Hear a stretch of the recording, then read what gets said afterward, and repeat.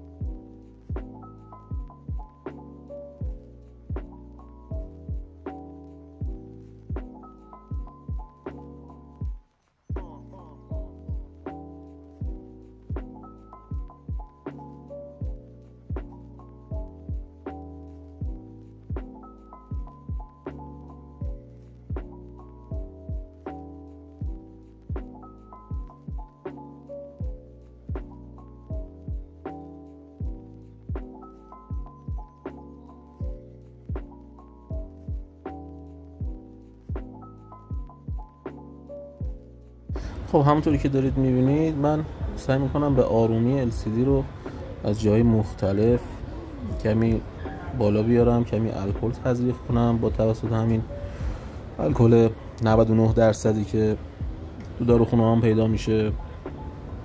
ولی یه حواستون باید خیلی جمع باشه، مخصوصا قسمت چپ صفحه نمایش که فلت LCD هست یا همون کابلی که مربوط به LCD و تاچ هست و کمی بالاترش هم بخش فلت سنسور هست که در ادامه میبینیم.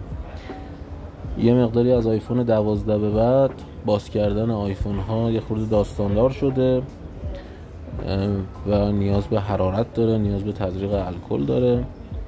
ولی بعد یه مدتی که چند تا دستگاه رو باز کنید یه براتون روال میشه.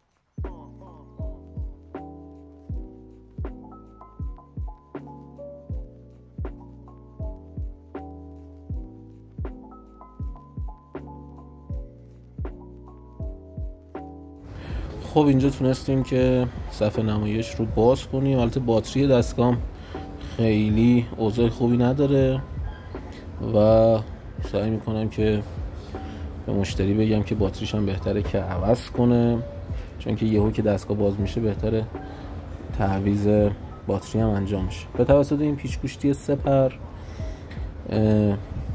این دو تا شیلد رو باید باز کنیم. یک شیلد مربوط به کانکتور باتری و کانکتور LCD میشه و یه شیلد هم مربوط به فلات سنسور میشه. این شیلد که الان برداشتم مربوط به باتری و LCD که قبل از اینکه حالا کاملا باز کنم یه بارم دستگاه رو روشن میکنم ببینم که توی این فرایند حرارت دادن و الکل و باز کردن صفحه نمایش خدای نکرده برای LCD اتفاقی نیفتاده که خدا رو شکر سالمه. بعضا اگه فشار زیادی ایجاد بشه LCD یا تصویرش میره یا یه خط عمودی از اون بالا به پایین میاد که دلهوره همه تعمیرکاراست خدا وکیلی. خب حالا که اوضاع خدا رو شکر خوبه دستگاه رو خاموش میکنیم و اون شیلد بالا رو هم باز میکنیم که با پیچ سپر و دوتاش هم 4 سو هست. این شیلد رو هم باز میکنیم. این شیلد ها بسیار مهمن، باعث میشن که کانکتورهای مربوط به باتری، صفحه نمایش، سنسورها سر جاشون محکم قرار بگیرن. اینا اگه بسته نشه با یه ضربه خیلی حتی کوچیک مثلا باتری یهو از جاش در میاد، کانکتورش از جاش در میاد و منجر به این میشه که دستگاه خاموش میشه و کلا درد سرسازه. بنابراین دقت توی وصل مجدد این شیلد خیلی مهمه. این شیلد رو هم باز میکنیم، فلت سنسور رو جدا میکنیم که مربوط به اسپیکر بالا و مربوط به سنسورهای فیس آیدیه. این هم فلت مربوط به صفحه نمایش و باتری رو هم جدا میکنیم. خب حالا میرسیم به خود اسپیکر. هم توی که میبینید اون بالا اسپیکر با 4 تا پیچ به پشت صفحه نمایش پیچ شده. اول ابتدا این پیچ ها رو باز میکنیم.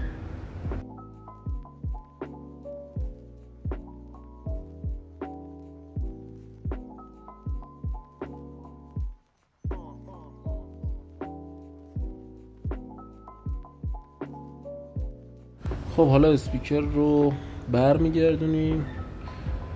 اسپیکر آیفون 12 و 12 پرو شبیه همن، هیچ تفاوتی با هم ندارن، حتی صفحه نمایششون هم یکیه، باتریاشون هم یکیه، خیلی شباهت‌های زیادی دارن. این اسپیکرها توسط 2 تا لحیم، 2 تا پین به فلت سنسور متصل شده. توسط هویه اسپیکر رو از فلت سنسور جدا می‌کنیم.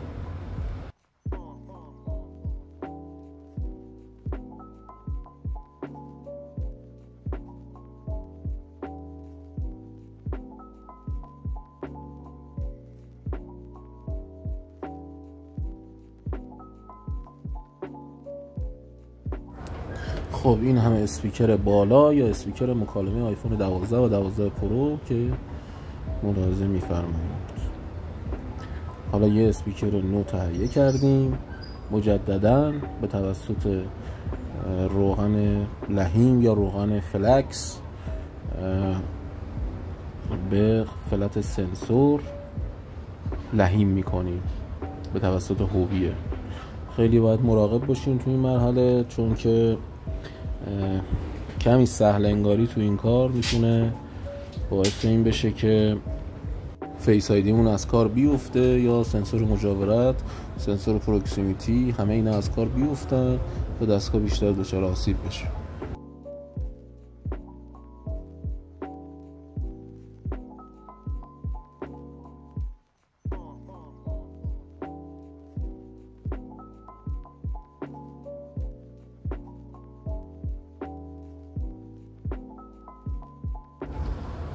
خب من عادت دارم که بعد از هر بار لحیم کاری اون منطقه که این کار رو انجام دادم رو تمیز کنم به توسط یه گوشواکن و همون الکل خالص. مناطقی که روغن فلکس یا روغن لحیم اونجا قرار گرفته، اضافه هاش رو پاک کنم که کار خیلی ترتمیزتر در بیاد. اینجا دیدم که لحیمی که زدم خیلی محکم قرار نگرفته سر جای خودش، مجددا شارژ لحیم انجام میدم تا بعد 2-3 هفته مشتری دوباره بر نگرده.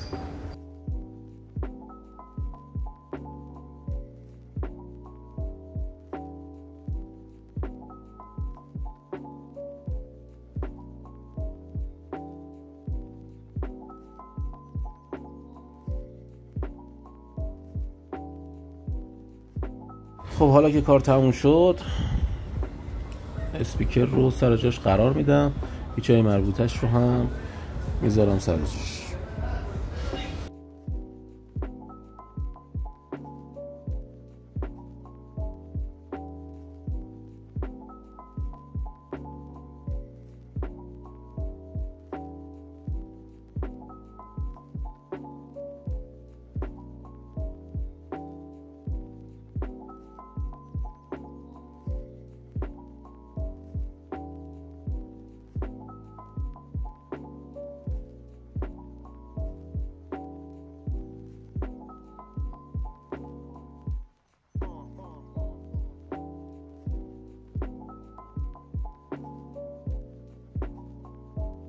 خب حالا که کار تموم شد، یه تست ریز انجام میدم. LCD رو وصل میکنم، سنسور بالا رو، فلز سنسور بالا رو هم وصل میکنم. یه تست ریز از دستگاه میگیرم، از اون یعنی اسپیکر بالا میگیرم که مطمئن بشم کار درست انجام شده.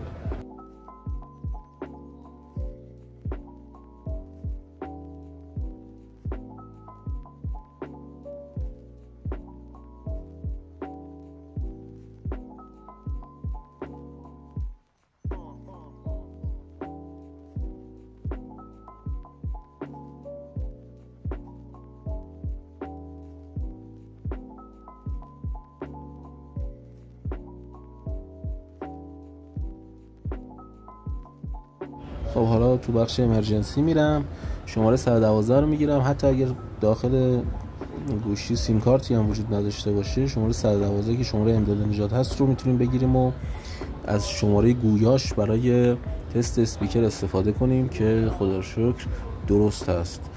فلات سنسور رو هم تست کردم، همونطوری که میبینید سنسور پروکسیمیتیه که وقتی در حالت تماس هست نزدیک گوش میشه صفحه نمایش خاموش میشه و تاچ کار نمیکنه، که این رو هم تست کردیم.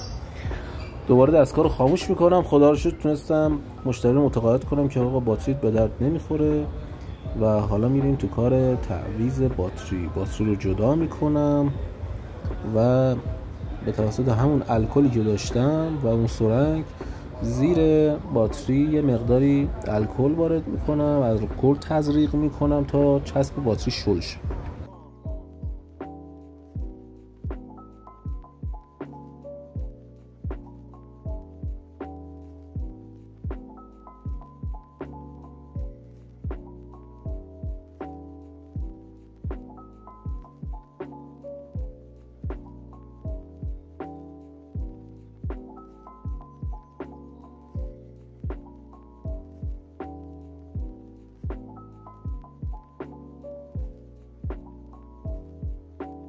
خب حالا به توسط یه اسپاتول یا یه پیک فلزی یا پیک پلاستیکی باتری رو سعی میکنم بلند کنم. البته بهتره در کل از پیک‌های پلاستیکی استفاده کنیم که یه وقتی یه جای اتصال کوتاهی چیزی نشه یا باتری سوراخ نشه که برامون دردسر ایجاد کنه.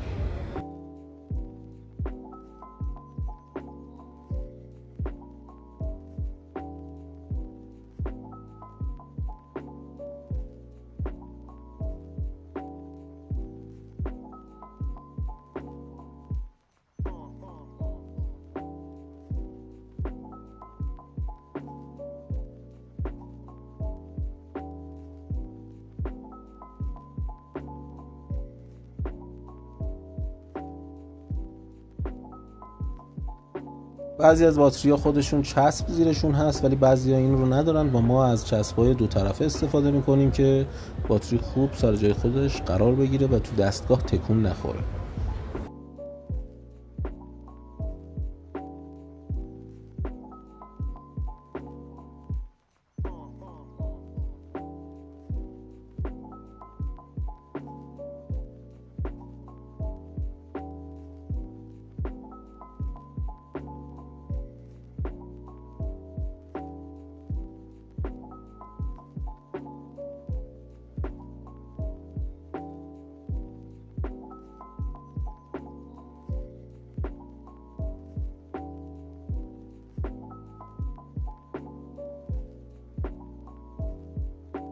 خب اینم از باتری جدید، یه باتری جدید و نو که فلتش رو متناسب با کانکتورش در یک راستا قرار میدم و اون رو وصل میکنم به آرومی و تو جای خودش قرار میدم.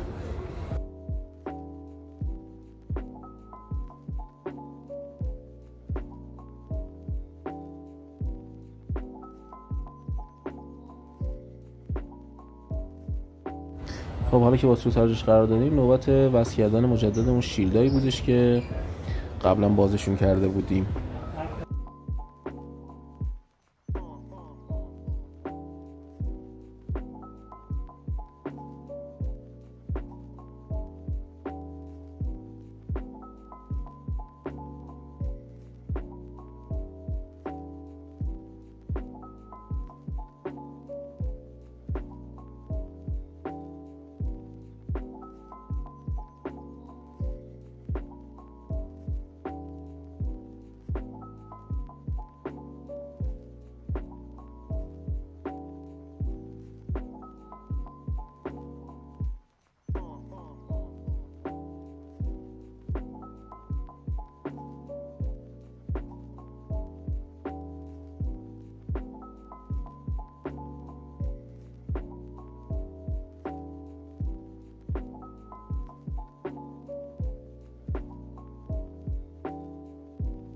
خب تقریبا کار تمومه و قبل از اینکه دستگاه رو کامل ببندیم یه لحظه به کابل شارژ وصل میکنیم تا ببینیم دستگاه بالا میاد و درصد شارژ رو هم به ما نشون بده و شارژش رو چک کنیم و اگر اوکی بود دستگاه رو کامل میبندیم.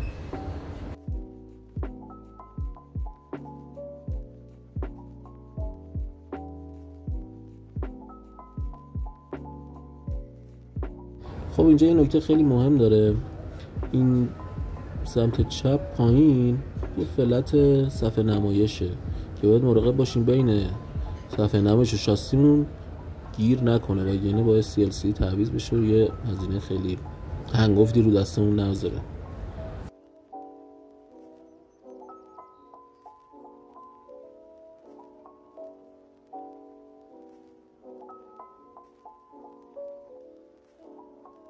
و در نهایت اون دوتا پیچ ریزی که ابتدا باز کردیم هم میذاریم که به شدت مهمن، چون باعث میشن که LCD یا صفحه نمایش سر جای خودشون محکم قرار بگیره. اگه اون دوتا پیچ قرار نگیره با یه ضربه خیلی کوچیک حتی میتونه اون صفحه نمایش از جای خودش بیاد بیرون.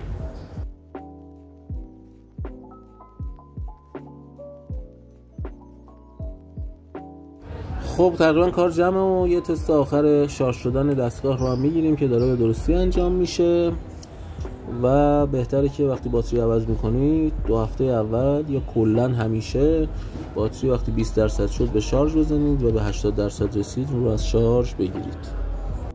کلا اونایی که گوشی‌های 12 و 12 پرو هم دارن بهتره که لول صداشون چه در حالت مکالمه چه در حالت اسپیکر چه در اون زنگ گوشیشون تو 80% باشه، چون اگه همیشه رو 100% باشه دوباره میسوزه.